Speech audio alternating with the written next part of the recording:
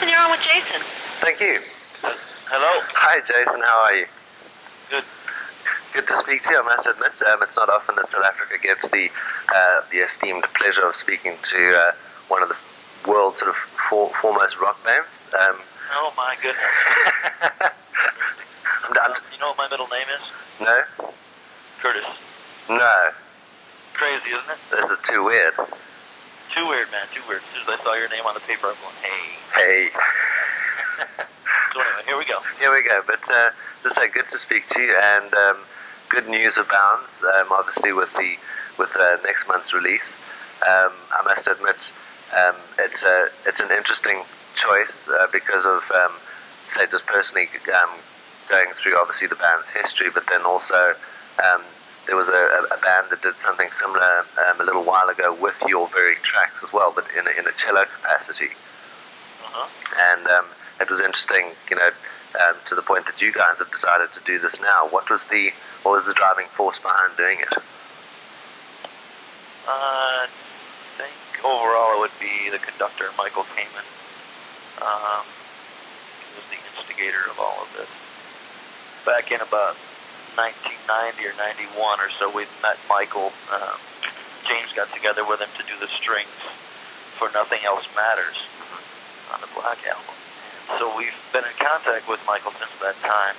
He came to see a couple of Metallica shows over the past few years, live shows, and was quite impressed of the sheer power, I think, that four guys can come up with. He was relating it to the sheer power of a fully appointed symphonic orchestra.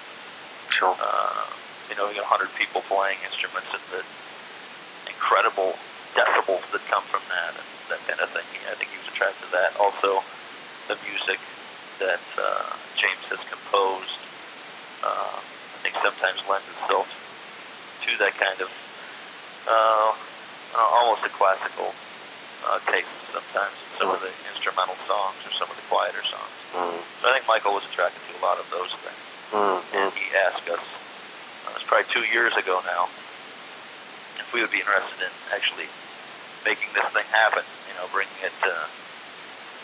it to realization, like a big thing with 90 or 100 players in Metallica together. So it's been about 2 years in planning. It was through Michael's suggestion. Because I think it's going to be an interesting one for for a lot of the fans to get their heads around as well, because I'm sure from a fan's point of view, you're going to get a lot of people sort of before they hear it, sort of trying to understand why a band who, as you say, is so so not that in a typical sense, but as you said, has all the elements of both orchestral and straight up and down rock. So I think it'll be an interesting one, for people to get their heads around. But as I say, I think it'll be refreshing, because I think what Michael will have achieved is bringing out another element of what Metallica are really all about. And I think so. It shows some serious determination and musicianship and all that kind of thing, of course. There will be the people that try to predict it and try to think they know what's coming. I think that this is, you said it right in getting your head around it. I mean, it really takes quite a bit to digest all of this music. It's a challenge to the listener to actually take it all in. Because yes, you're familiar with, if you're a fan of Metallica, you're familiar with most of these songs. You've heard them a lot of times, and just like ourselves, we've played them 1,000 times. But because of what's happened now with these extra 90 people on stage, every song is a new song. And even for the hardcore fans that know Metallica inside and out, it's a whole new thing for them to listen to and to try to grasp. And it won't be something you can make an assessment of in one listen or even 5 listens. I think it's something that really is going to take some serious advanced listening. People that do listen to a lot of music will understand it, and people that don't listen to as much will take a while for them to get a hold of it. I think it's quite a barrage of sounds, like all frequencies covered out, just maxing out. So it's very different to listen to, but the main thing to remember is it's huge. I mean, that was what our quest was to make it just larger than life, and it certainly is that. And really, the magnitude of it is amazing. On some songs, the Outlaw Torn, or The Thing That Should Not Be, or those kind of songs are just amazing. Because I mean, as much as as we've said, it'll be a sort of an interesting challenge for a listener, but for you guys as a band, in putting this together, I mean, was it a case of Michael came in with these ideas and said, okay, this is how I see, this is how I'm going to score it, or was it a case of you guys sitting down with him and as much as it not being as much your forte as your style of music as to him, did you make it a truly collaborative effort? Absolutely. We started out together. It was in some hotel room in Vegas, I remember. We were all sitting around brainstorming. It was the first day we actually got together to focus on this thing. Wrote all of the songs that Metallica has recorded on one sheet of paper, 90 or some odd songs at that time.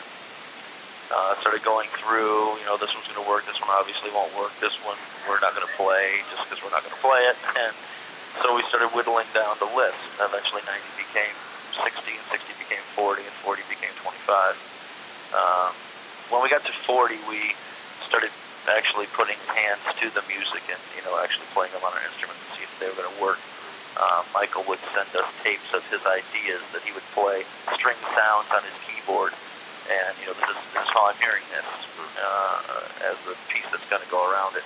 That was the whole thing that is important to know, is that Metallica, the four of us, we still played the songs exactly like we have played them, every show for 1,000 shows, full force.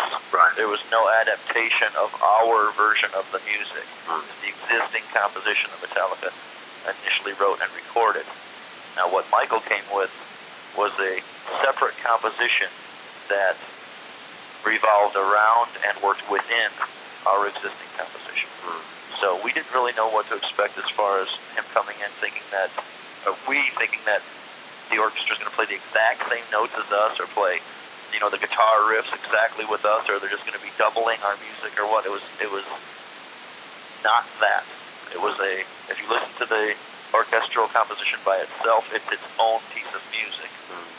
And you listen to Metallica's thing, it's its own piece of music. When you put them together, it's just, it's one other piece of music. So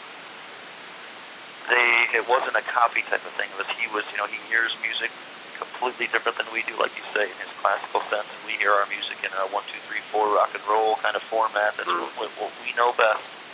And so because of that, naturally, it was very, very different. He would show us, he would write it down. I mean, it'd be all right there in dots and notes and everything, and say, did you know that you have 6 time signatures in one song? Did you know that you have 3 time signatures in this 1 minute of this song? These guys were going, really? We don't know anything about that, writing proper orthodox music theory or those kind of things. We just know that when we play it, it goes chunka chunka chunka or whatever. We know it by the numbers in our head only. And so that thing to begin with, the two worlds coming together like that. He only works from paper, we only work from our minds. So that, to begin with, is a really crazy thing to put together. But it worked for exactly 4 months to write down all of the music. 4 months every day to compose all of the pieces that were going to be used. So it was something, it was an incredible undertaking. And I think, to the point that when you eventually finished and you sort of sat back and sort of listened to it, was it a case of, in listening to what you had created over the years and listening to it in this, probably in its fullest force, as you were saying earlier, what sort of went through your mind? Was it a case of thinking, this is how we should, this is truly how the band, it could sound at its best ever? I think that for me, the purer the sounds, the better. You know, you just got a guitar plugged straight into an amp, or an old blues guy sitting there singing just his voice and guitar or whatever. That purest form is the best, and it's also the best for Metallica. Just the four of us playing our music really loud, I think, is the ultimate Metallica. This thing is just an incredible enhancement of what happened those 2 nights. They're really good at capturing, you know, the TV cameras and the serious audio equipment captured these 2 nights of this bringing together of 2 opposite worlds. You know, so whether I think that that's the ultimate Metallica, no, I don't think so. Because of what Metallica is meant to be, is much more grinding and a bit more abrasive. This is just, oh man, it's so how do you say it? It's magnificent. You know, it's just so much more than what I think you would want from Metallica, perhaps. It's a good thing we just did this one time. You know, it's not something that I would want to carry on as Metallica's thing or whatever. It's a very special thing for what it is, and I'm just glad we captured it that time. It's not something that I think we would want to carry on, or, you know, to become actually like a part of Metallica or something like that. Yeah, but I mean, I'm sorry, maybe I misunderstood. No, I mean, but in saying that, on the back of doing this, does it make you as a band sort of look at what you do perhaps maybe a little differently, to the point that you... Yeah, absolutely. We saw our music through different eyes and heard it through different ears, and the symphony guys did the same thing, you know, with their music. You know, very much that. You really become appreciative of their talents and their... I mean, these people have worked all their lives to get where they are with their instruments, you know what I mean? So the respect thing and all that is just really present from both sides. I mean, that was probably the coolest thing of the whole collaboration, is that, you know, neither side knew what to expect when we came together for rehearsals or whatever. You know, I mean, these people come from a totally different school, like fully educated from age 5 in music, and we just kind of learned from Black Sabbath records, you know, and whatever, and then we come together, and the respect that was shown within the first couple of hours, respect that was earned, mutual respect that was earned within the first couple of hours, was the best thing for me.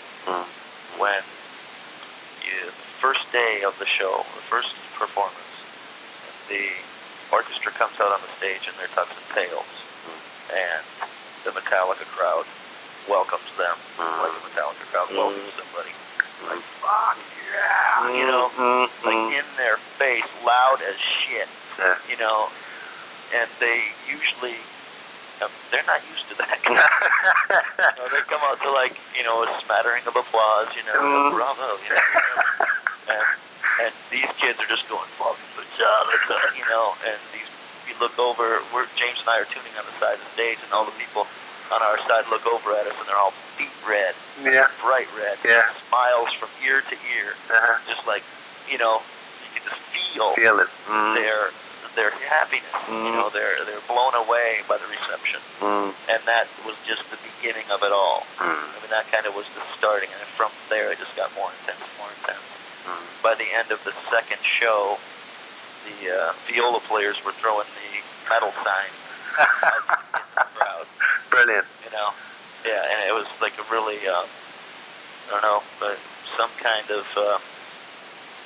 special thing where the music rode over all of the premonitions, rode over all of the, you know, expectations, or all those things, negative expectations, that is.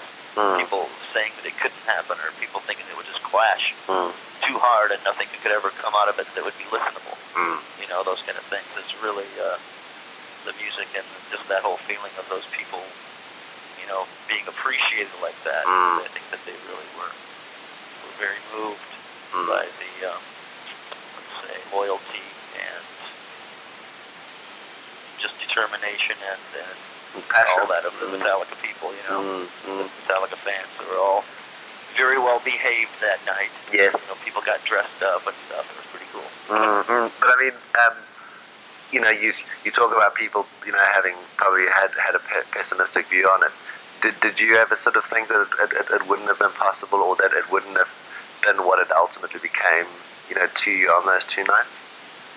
Yes, there was so much anticipation and so much, excitement about it. You weren't really sure if anything good was going to come out. For one thing, I was real worried about our rehearsal time. We ended up having about 10 hours of rehearsal for 5 hours of performance.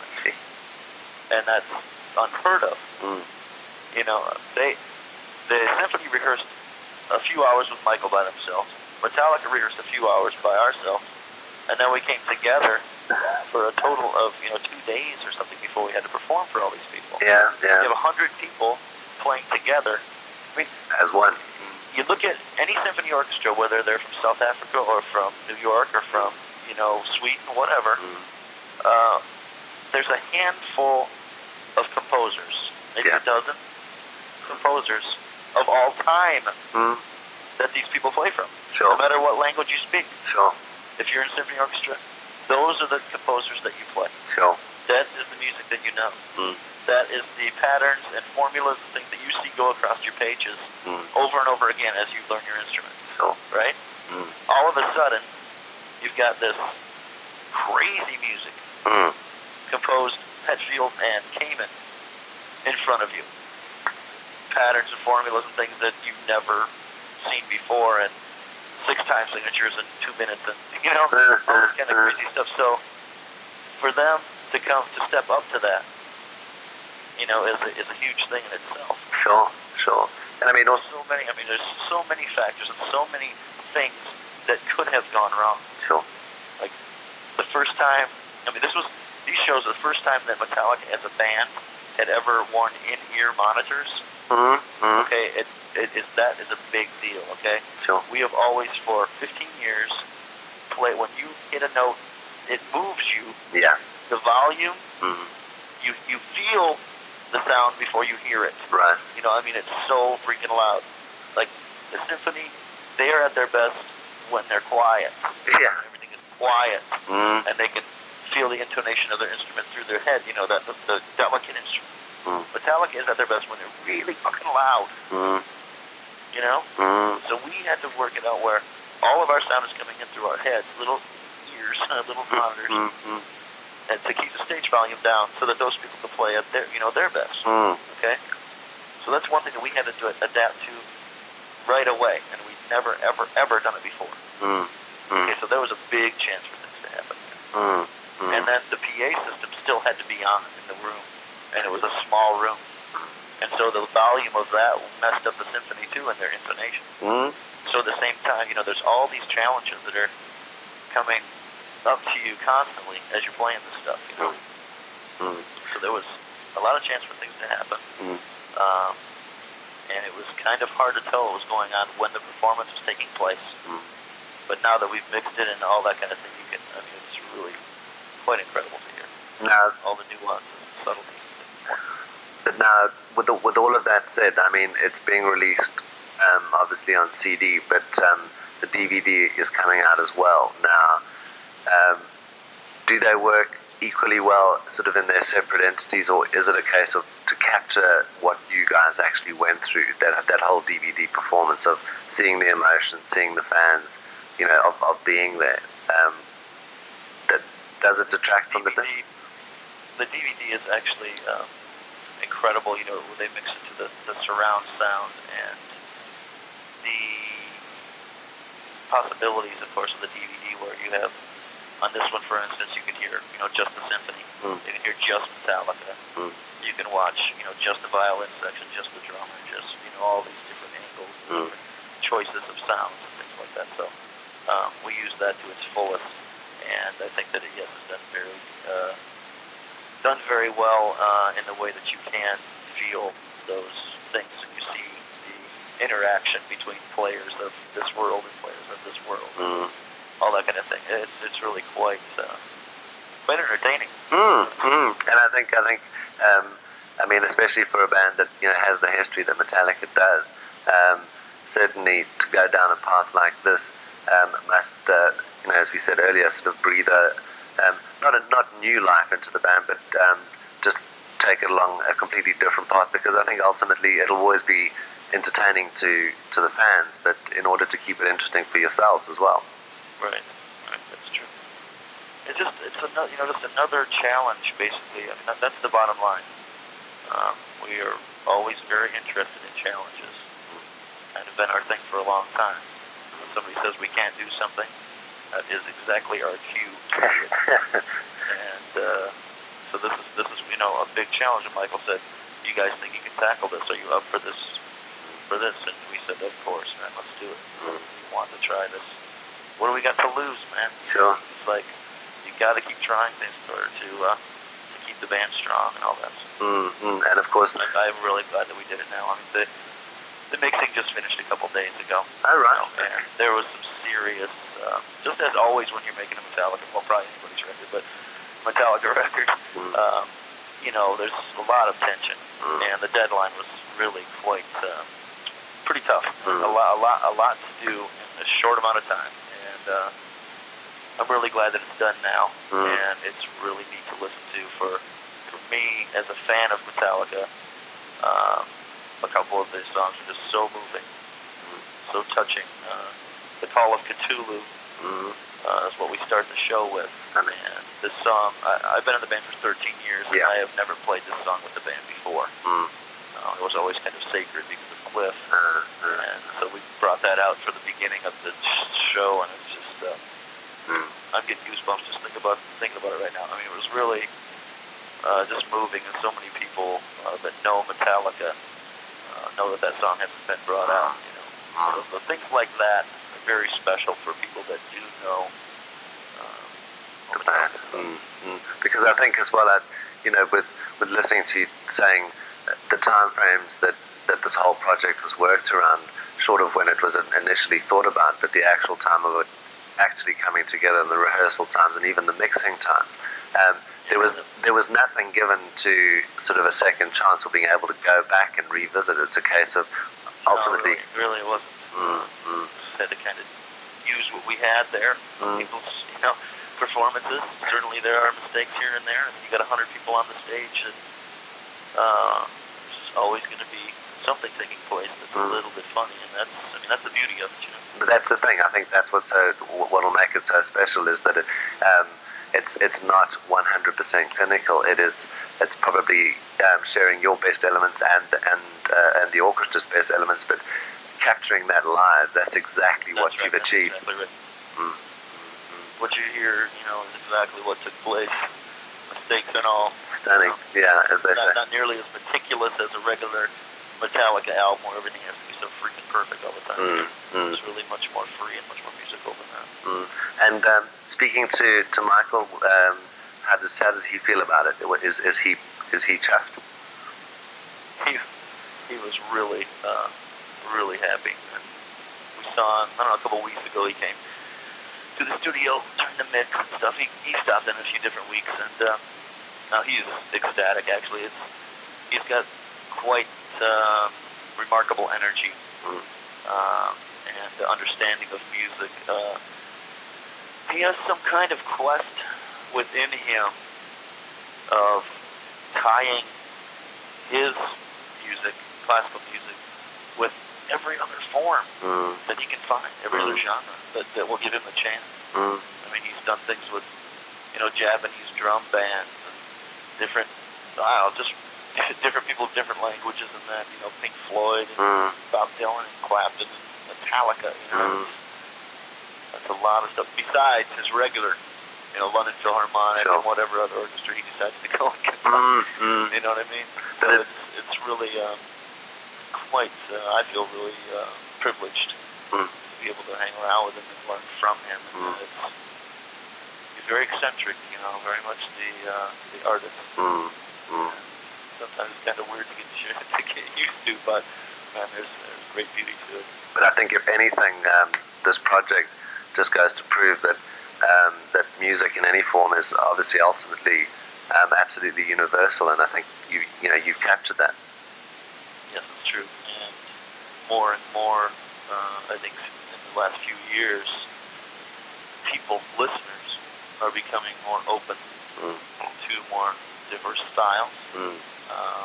The players are being more brave about mixing up styles of music, creating hybrid bands. you know, you got like a turntable guy and a soul singer and a white bass player and a funk guitar player and all on one stage, you know, percussion guy. And there's 9 elements of 9 different kinds of bands in one band now. Those kind of things you're seeing more and more. And so in the festivals that we've played in the last, you know, like this summer and the summer before, the acts that are booked on the same stages are becoming, you know, so much more diverse. Like you have one stage in one day that could have Al Green and Chemical Brothers and Metallica and Ben Harper and, you know, whoever, all on one stage at the same time, the same day, within 10 hours. Sure. You know, and all the people that are there are accepting all the music. Yeah, which is certainly great.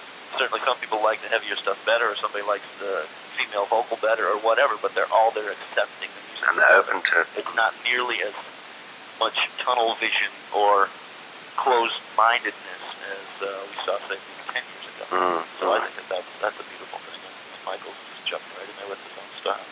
Great, great. Well, Jason, thank you so much. I'm going to ask you one last favor, if I may. Okay. I'm going to be doing this for a publication called Top 40 Magazine, which is sort of South Africa's rock magazine out here.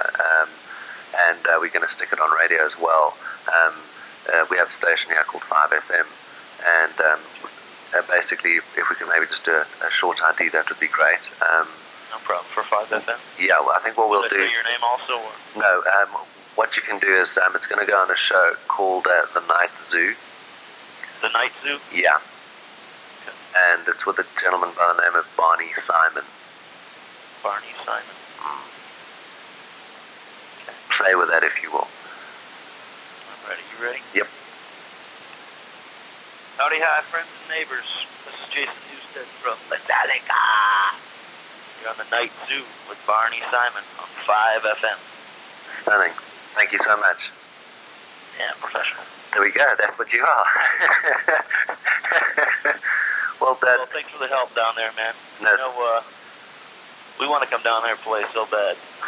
Well. We've been talking about it for so many years. Well.